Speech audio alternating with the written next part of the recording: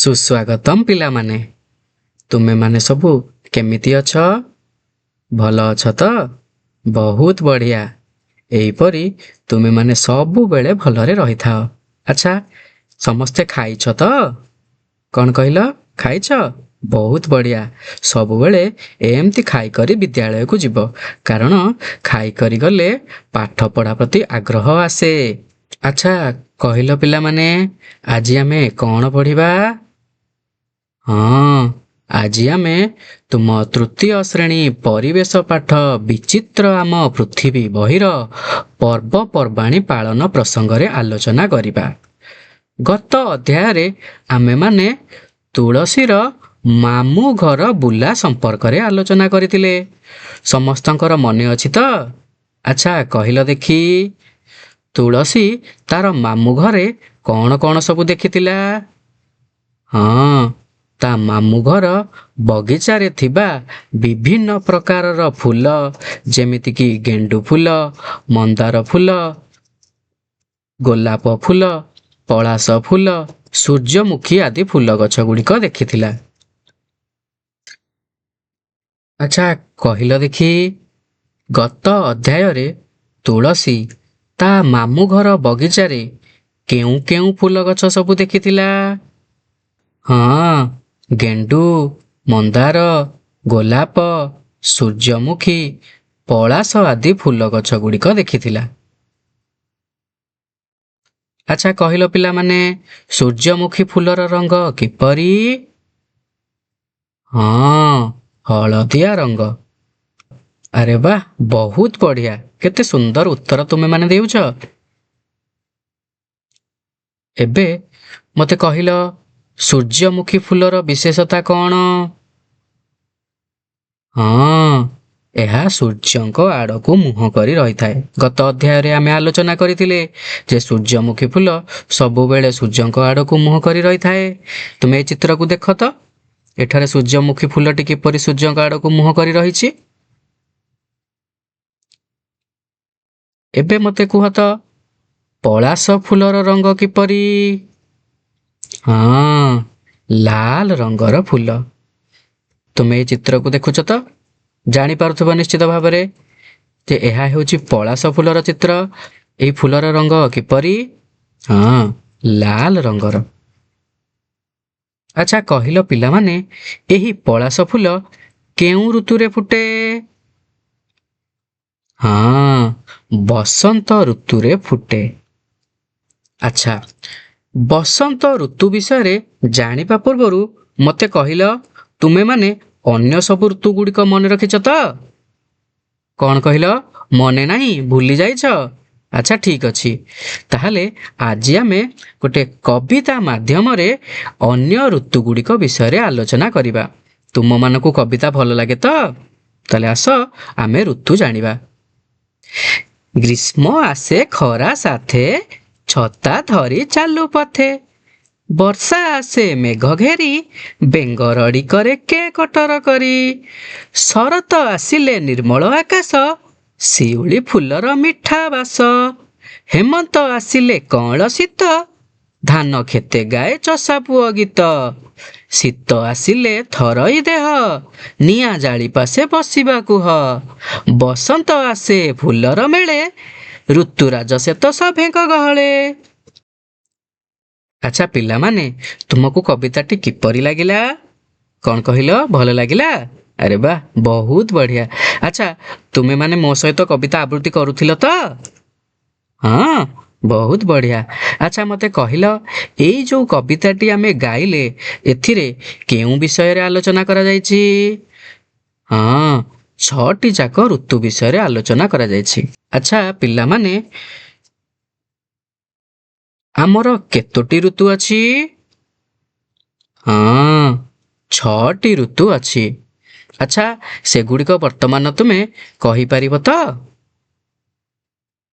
ହଁ, ଗ୍ରୀଷ୍ମ ଋତୁ, ବର୍ଷା ଋତୁ, ଶରତ ଋତୁ, ହେମନ୍ତ ଋତୁ, ଶୀତ ଋତୁ ଏବଂ ବସନ୍ତ ଋତୁ। ଆରେ ବାଃ, ବହୁତ ବଢ଼ିଆ। ତାହେଲେ ସମସ୍ତଙ୍କର ଋତୁ ଗୁଡ଼ିକର ନାମ ମନେ ରହିଗଲା ତ? ଆଚ୍ଛା ଠିକ୍ ଅଛି। ଏବେ ଆସ ଆମେ ବିଭିନ୍ନ ଋତୁଗୁଡ଼ିକ ବିଷୟରେ ଆଉ ଅଧିକ କଥା ଜାଣିବା। ପ୍ରଥମେ ଆସ ଆମେ ଜାଣିବା ଗ୍ରୀଷ୍ମ ଋତୁ ବିଷୟରେ। ଆଚ୍ଛା କହିଲ ପିଲାମାନେ, ତୁମକୁ ଗ୍ରୀଷ୍ମ ଋତୁ କିପରି ଲାଗେ? ଭଲ ଲାଗେନି? କାହିଁକି? ଓହୋ, ଖୁବ୍ ଗରମ ହୁଏ ନା କି? ଆଚ୍ଛା, ଗରମ ହେଲେ ଦେହରୁ କଣ ବାହାରେ? ହଁ, ଝାଳ ବାହାରେ ନା କି? ଖରାଦିନେ ଦେହ ଝାଳ ହୁଏ, ଖୁବ୍ ଗରମ ହୁଏ, ସେଥିପାଇଁ ତୁମକୁ ଭଲ ଲାଗେନି ନା କି? ଆରେ ସେଥିପାଇଁ ପରା ଆମକୁ ଖରାଦିନେ ଛୁଟି ହୁଏ। ଆଚ୍ଛା ପିଲାମାନେ, ତୁମେ ଏହି ଚିତ୍ରଟିକୁ ଟିକେ ଲକ୍ଷ୍ୟ କର। ଦେଖିଲ ଏଠାରେ କଣ ହଉଛି? ହଁ, ପ୍ରବଳ ଗରମ ହେଉଛି। ଲୋକମାନେ ଛତା ଧରି ବାହାରକୁ ବାହାରିଛନ୍ତି। ଆଉ ଏକ ଲୋକ ଝାଳ ସରସର ହୋଇଯାଇଅଛି ନା କି? ଆଚ୍ଛା ଠିକ୍ ଅଛି। ଆଚ୍ଛା କହିଲ, ଏ ଖରାଦିନେ ଏହିଭଳି ଗରମରୁ ରକ୍ଷା ପାଇବା ପାଇଁ ତୁମକୁ କାହା ପାଖରେ ବସିବାକୁ ଭଲ ଲାଗେ? ହଁ, ପଙ୍ଖା, କୁଲର, ଏସି ଏସବୁ ଜିନିଷ ପାଖରେ ତୁମକୁ ବସିବାକୁ ଭଲ ଲାଗେ ନା କି? କାରଣ ବସିଲେ ତୁମକୁ ଥଣ୍ଡା ଲାଗେ। ଆଚ୍ଛା ଠିକ୍ ଅଛି। ଆଚ୍ଛା କହିଲ ପିଲାମାନେ, ଏହି ଦିନେ କଣ କଣ ସବୁ ଖାଇବାକୁ ଆଉ ପିଇବାକୁ ତୁମକୁ ଭଲ ଲାଗେ? ହଁ, ତରଭୁଜ, ଆଇସ୍କ୍ରିମ୍, ପଖାଳ, ଥଣ୍ଡା ସରବତ ଆଦି ଖାଇବାକୁ ଏବଂ ପିଇବାକୁ ଭଲ ଲାଗେ ନା କି? ସମସ୍ତଙ୍କୁ ଭଲ ଲାଗେ ତ? ଆଚ୍ଛା ଠିକ୍ ଅଛି। ତେବେ ଶୁଣ, ଅଧିକ ଥଣ୍ଡା ଆମେ ଖାଇବା ନାହିଁ। ଅଧିକ ଥଣ୍ଡା ଦେହ ପାଇଁ ଭଲ ନୁହେଁ। ତେଣୁ ଖାଇଲା ବେଳେ ଧ୍ୟାନ ଦେଇ ଖାଇବ। ଏବେ ଆମେ ଗ୍ରୀଷ୍ମ ଋତୁ ସମ୍ପର୍କରେ ଆଲୋଚନା କଲେ। ଏବେ ଆସ ଜାଣିବା ଗ୍ରୀଷ୍ମ ଋତୁ ପରେ କେଉଁ ଋତୁ ଆସେ। ଆଚ୍ଛା କହିଲ ପିଲାମାନେ, ଗ୍ରୀଷ୍ମ ଋତୁ ପରେ କେଉଁ ଋତୁ ଆସେ? ହଁ, ବର୍ଷା ଋତୁ ଆସେ। ବର୍ଷା ଋତୁରେ କଣ କଣ ସବୁ ହୁଏ? ହଁ, ଆକାଶ ମେଘୁଆ ରହେ, ପ୍ରବଳ ବର୍ଷା ହୁଏ, ବିଜୁଳି ମାରେ, ଘଡ଼ଘଡ଼ି ହୁଏ। ଏହି ଋତୁରେ ଲୋକମାନେ କଣ କଣ ସବୁ ବ୍ୟବହାର କରନ୍ତି? ଛତା, ଜୋତା, ବର୍ଷାତି ବ୍ୟବହାର କରନ୍ତି। କଣ କହିଲ? ବର୍ଷାତି ଜାଣିପାରୁନାହଁ କଣ? ଆରେ ରେନକୋଟ। ତୁମେମାନେ ଯୋଉ ରେନକୋଟ ବ୍ୟବହାର କରୁଛ ତାକୁ ବର୍ଷାତି ବୋଲି କୁହନ୍ତି। ତୁମେମାନେ ବର୍ଷା ଋତୁ ସମ୍ପର୍କରେ ଜାଣିଲ। ଏବେ ଆସ ବର୍ଷା ଋତୁ ପରେ କେଉଁ ଋତୁ ଆସେ ସେ ସମ୍ପର୍କରେ ଆଲୋଚନା କରିବା। କହିଲ ଦେଖି, ବର୍ଷା ଋତୁ ପରେ କେଉଁ ଋତୁ ଆସେ? ହଁ, ଶରତ ଋତୁ ଆସେ। ଏହି ଋତୁରେ କଣ କଣ ସବୁ ହୁଏ?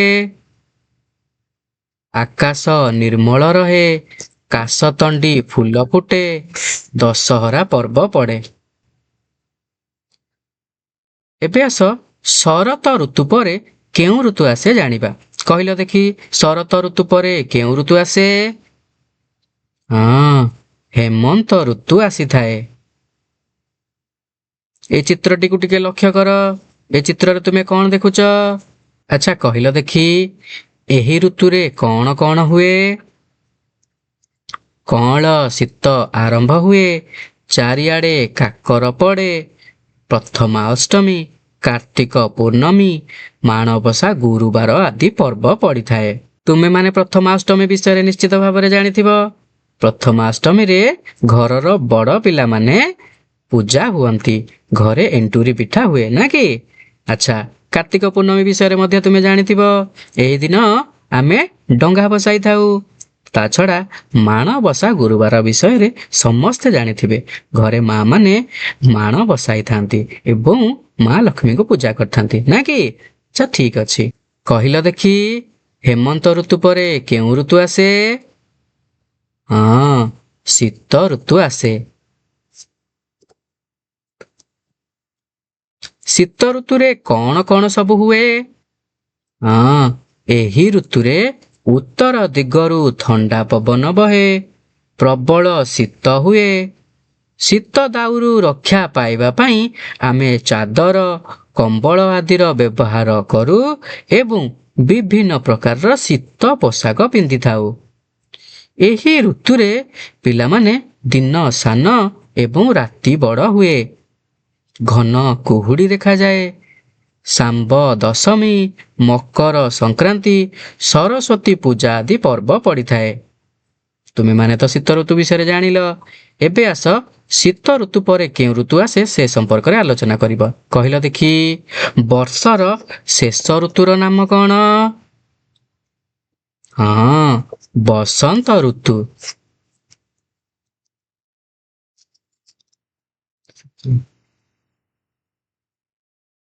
ବସନ୍ତ ଋତୁକୁ ଆଉ କ'ଣ ବୋଲି କୁହାଯାଏ ତୁମେ ଜାଣିଛ? ହଁ, ଏହାକୁ ଋତୁରାଜ ବୋଲି କୁହାଯାଏ। ଆଚ୍ଛା କହିଲ ପିଲାମାନେ, ବସନ୍ତ ଋତୁରେ କ'ଣ କ'ଣ ସବୁ ହୁଏ?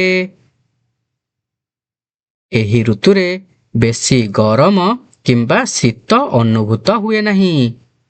ଆମ୍ବ ଗଛରେ ବଉଳ ଆସେ, କୋଇଲିର କୁହୁ କୁହୁ ରାବ ଶୁଭେ, ପଳାଶ, ଶିମିଳି, ଅଶୋକ, ମଲ୍ଲି ଆଦି ଫୁଲ ଫୁଟିଥାଏ। ଏହାଛଡ଼ା ମହାଶିବରାତ୍ରି, ଦୋଳ ପୂର୍ଣ୍ଣିମା, ହୋଲି, ଶ୍ରୀରାମନବମୀ ଓ ବାସନ୍ତିକ ଦୁର୍ଗା ପୂଜା ଭଳି ପର୍ବମାନ ପଡ଼ିଥାଏ। ଆଚ୍ଛା ପିଲାମାନେ, ଆମେ ବର୍ଷର ବିଭିନ୍ନ ଋତୁଗୁଡ଼ିକ ବିଷୟରେ ଜାଣିଲେ ଏବଂ ତା ସହିତ ଋତୁଗୁଡ଼ିକର ବିଶେଷତା ମଧ୍ୟ ଜାଣିଲେ। ଏବେ ତୁମମାନଙ୍କ ପାଇଁ ଋତୁଗୁଡ଼ିକର କେତେକ ଚିତ୍ର ଦିଆଯାଇଛି। ଏବେ ଆସ ଜାଣିବା କେଉଁ ଚିତ୍ରଗୁଡ଼ିକ କେଉଁ ଋତୁର। ଆଚ୍ଛା କହିଲ ଦେଖି, ଏହି ଚିତ୍ରଟି କେଉଁ ଋତୁର? ହଁ, ଗ୍ରୀଷ୍ମ ଋତୁର ଚିତ୍ର। ଆରେ ବାଃ, ବହୁତ ବଢ଼ିଆ। ତାହେଲେ ତୁମେ ପାଠକୁ କେତେ ମନେ ରଖିଛ ଆଉ। ଠିକ୍ ଅଛି, ଏବେ ଏହି ଚିତ୍ରଟିକୁ ଦେଖ। କହିଲ ଦେଖି, ଏହା କେଉଁ ଋତୁର ଚିତ୍ର? ହଁ, ବର୍ଷା ଋତୁ। ବହୁତ ବଢ଼ିଆ। ଠିକ୍ ଅଛି, ଏବେ ଆଉ ଏକ ଚିତ୍ରକୁ ଦେଖ। କହିଲ ଦେଖି, ଏହା କେଉଁ ଋତୁର ଚିତ୍ର? ହଁ, ଶରତ ଋତୁ। ଆଚ୍ଛା ପିଲାମାନେ, ତୁମେ କେମିତି ଜାଣିଲ ଏହା ଶରତ ଋତୁ ବୋଲି? ଓହୋ, କାଶତଣ୍ଡି ଫୁଲ ଫୁଟିଥିବାର ଦେଖି ଜାଣିପାରିଲ। ଆଚ୍ଛା ଠିକ୍ ଅଛି, ଏବେ ମୋତେ କୁହ, ଏହା କେଉଁ ଋତୁର ଚିତ୍ର? ହଁ, ହେମନ୍ତ ଋତୁର ଚିତ୍ର। ଆଚ୍ଛା କହିଲ ପିଲାମାନେ, ଏହା କେଉଁ ଋତୁର ଚିତ୍ର? ହଁ, ଶୀତ ଋତୁର ଚିତ୍ର। ଏଠାରେ ଲୋକମାନେ ନିଆଁ ପୋଇଁ ହେଉଛନ୍ତି ନା କି? ଆଚ୍ଛା ଠିକ୍ ଅଛି, ଏବେ ତୁମେ ଏହି ଚିତ୍ରଟିକୁ ଦେଖ। କହିଲ ଦେଖି, ଏହା କେଉଁ ଋତୁର ଚିତ୍ର? ହଁ, ବସନ୍ତ ଋତୁର ଚିତ୍ର। ତାହେଲେ ତୁମେମାନେ ସବୁ ଋତୁଗୁଡ଼ିକ ବିଷୟରେ ଜାଣିଗଲ ତ? ଆଚ୍ଛା ଠିକ୍ ଅଛି, ଏବେ ତୁମମାନଙ୍କ ପାଇଁ କେତେକ ପ୍ରଶ୍ନ। ଆଚ୍ଛା କହିଲ ଦେଖି, କେଉଁ ଋତୁରେ ପ୍ରବଳ ଗରମ ଅନୁଭୂତ ହୁଏ ଓ ଦେହରୁ ଝାଳ ବାହାରେ? ହଁ, ଗ୍ରୀଷ୍ମ ଋତୁ। ବହୁତ ବଢ଼ିଆ। ଠିକ୍ ଅଛି, ଏବେ ଆଉ ଏକ ପ୍ରଶ୍ନ। କହିଲ ଦେଖି, ବର୍ଷାରୁ ରକ୍ଷା ପାଇବା ପାଇଁ ଆମେ କ'ଣ କ'ଣ ବ୍ୟବହାର କରୁ? ହଁ, ଛତା, ଜୋତା, ବର୍ଷାତି। ଆରେ ବାଃ, ବହୁତ ବଢ଼ିଆ। ଠିକ୍ ଅଛି, ଏବେ କହିଲ, ଦଶହରା ପର୍ବ କେଉଁ ଋତୁରେ ପଡ଼େ? ହଁ, ଶରତ ଋତୁରେ ପଡ଼ିଥାଏ। ଆରେ ବାଃ, ଠିକ୍ ଠିକ୍। ଏବେ ଆସ, କେଉଁ ଋତୁରେ ଚାରିଆଡ଼େ କାକର ପଡ଼ିଥାଏ? ହଁ, ହେମନ୍ତ ଋତୁ। ଖୁବ୍ ସୁନ୍ଦର। ଆଚ୍ଛା କହିଲ ଦେଖି, ଶୀତ ଦିନେ ଆମେ ଶୀତ ପୋଷାକ କାହିଁକି ପିନ୍ଧୁ? ହଁ, ଶୀତରୁ ରକ୍ଷା ପାଇବା ପାଇଁ। ଆରେ ବାଃ, ତୁମମାନେ ତ ବହୁତ ସୁନ୍ଦର ଉତ୍ତର ଦଉଛ। ଆଚ୍ଛା କହିଲ, ବସନ୍ତ ଋତୁକୁ ଆଉ କ'ଣ ବୋଲି କୁହାଯାଏ? ହଁ, ଋତୁରାଜ ବୋଲି କୁହାଯାଏ। ଆରେ ବାଃ, ତୁମେମାନେ ତ ସବୁ ପ୍ରଶ୍ନର ଠିକ୍ ଠିକ୍ ଉତ୍ତର ଦେଇଦେଲ। ଏବେ ସମସ୍ତେ ନିଜ ପାଇଁ ଏକ ଏକ କରତାଳି ଦେଇଦିଅନ୍ତୁ। ଆରେ ବାଃ, ବହୁତ ବଢ଼ିଆ। ସବୁ ପ୍ରଶ୍ନର ଉତ୍ତର ତୁମେମାନେ ଠିକ୍ ଠିକ୍ ଦେଇଛ। ଏହିପରି ସବୁବେଳେ ମନ ଦେଇ ଉତ୍ତର ଦେବ। ଠିକ୍ ଅଛି, ଏବେ ତୁମ ପାଇଁ କିଛି କାମ। ଗୋଟିଏ ଛତା ଚିତ୍ର କରି ତାକୁ ରଙ୍ଗ ଦେବ। ଏହାପରେ ତୁମମାନଙ୍କୁ ବିଭିନ୍ନ ଋତୁରେ କ'ଣ କ'ଣ ସବୁ କରିବାକୁ ଭଲ ଲାଗେ ସେ ସମ୍ପର୍କରେ 5 ଧାଡ଼ି ଲେଖିବ। ଠିକ୍ ଅଛି, ଏସବୁ କାମ ତୁମେ ଘରେ କରିକି ଆଣିବ। ଠିକ୍ ଅଛି। ଆଚ୍ଛା ପିଲାମାନେ, ଆଜିର ଏହି ଅଧ୍ୟାୟରେ ଆମେମାନେ ବର୍ଷର ବିଭିନ୍ନ ଋତୁଗୁଡ଼ିକ ବିଷୟରେ ଆଲୋଚନା କଲେ ଏବଂ ଋତୁର ବିଶେଷତା ଗୁଡ଼ିକ ବିଷୟରେ ଆଲୋଚନା କଲେ। ବିଶେଷତା ଯେପରି ଏହି ଋତୁରେ କ'ଣ କ'ଣ ସବୁ ହୁଏ, କେଉଁ ସବୁ ଫୁଲ ଫୁଟେ, କ'ଣ ସବୁ ଖାଇବାକୁ ଭଲ ଲାଗେ, କ'ଣ ସବୁ ଆମେ ପିନ୍ଧୁ, ବିଭିନ୍ନ ପର୍ବପର୍ବାଣୀ ଏବଂ ପରିବେଶରେ ହେଉଥିବା ବିଭିନ୍ନ ପରିବର୍ତ୍ତନ ଗୁଡ଼ିକ ସମ୍ପର୍କରେ ମଧ୍ୟ ଆଲୋଚନା କରିଥିଲେ। ତାହେଲେ ଆଜି ପାଇଁ ଏତିକି। ପୁଣି ଦେଖାହେବ ଆଉ ଏକ ଅଧ୍ୟାୟରେ ଆଉ ଏକ ପ୍ରସଙ୍ଗକୁ ନେଇ। ସେତିକି ପର୍ଯ୍ୟନ୍ତ ରହିଲି। ଧନ୍ୟବାଦ। ଖୁସିରେ ଶିଖିବା ସମସ୍ତଙ୍କ ଅଧିକାର। ନମସ୍କାର।